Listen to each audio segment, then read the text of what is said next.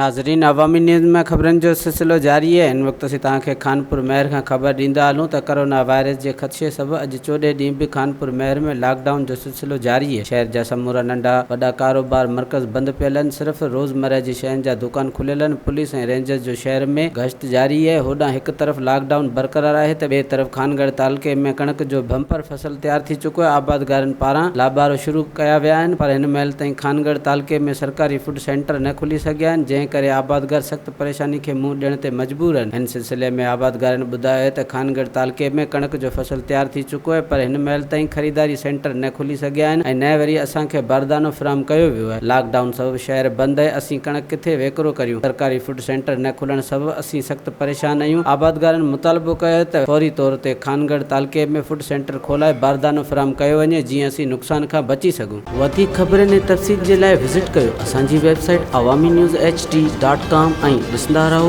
Awami news HD।